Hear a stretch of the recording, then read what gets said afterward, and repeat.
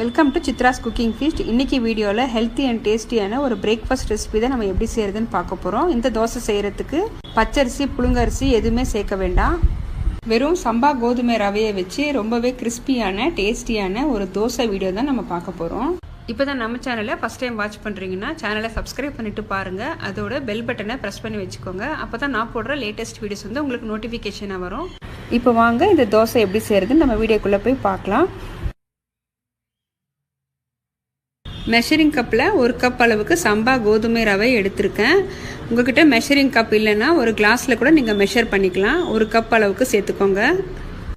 இப்போது இதே கப்பில் 1/4 கப் அளவுக்கு வெள்ளை உளுந்து சேர்த்துக்கிறேன். உங்கள்கிட்ட கருப்பு உளுந்து இருந்ததுன்னா நீங்கள் அது கூட சேர்த்துக்கலாம். 1/4 கப்பு மட்டும் சேர்த்துக்கோங்க. இப்போ இதே கப்பில் 1/2 கப் அளவுக்கு அவல் சேர்த்துக்கிறேன். கெட்டி அவல், பேப்பர் அவல் எது வேணாலும் சேர்த்துக்கலாங்க. 1 டீஸ்பூன் அளவுக்கு வெந்தயம் சேர்த்துக்கிறேன். ஒரு 2 தடவை நல்லா தண்ணி விட்டு வாஷ் பண்ணி எடுத்துக்கலாம்.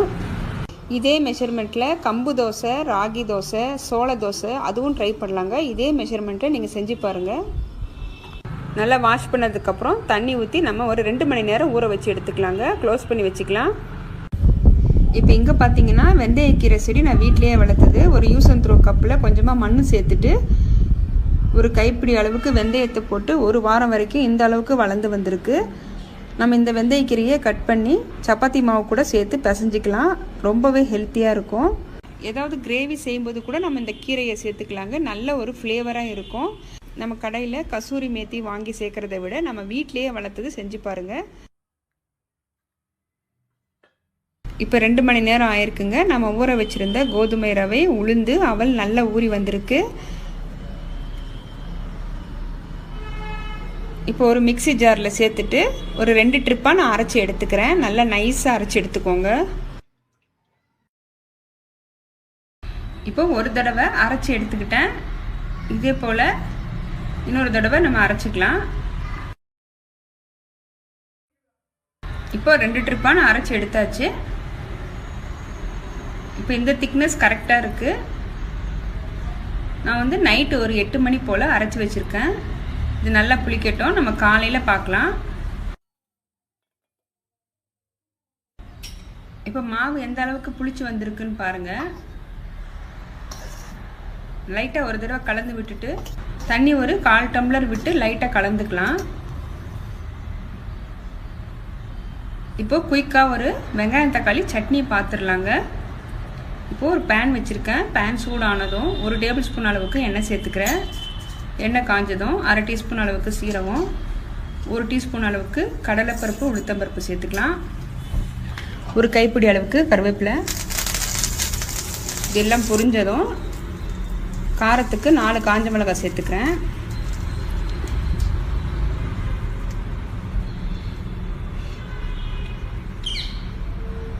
ரெண்டு மீடியம் சைஸ் வெங்காயம் ரஃப்பாக கட் பண்ணி சேர்த்துக்கிறேன். வெங்காயம் கொஞ்சம் கலர் சேஞ்ச் ஆனதும் 2 தக்காளி சேர்த்துக்கலாம்.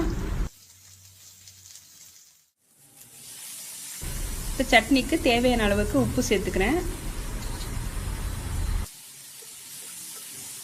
நல்லா ஒரு தடவை கலந்துட்டு நம்ம மூடி போட்டு ஒரு 5 நிமிஷத்துக்கு வேக வச்சுக்கலாம்.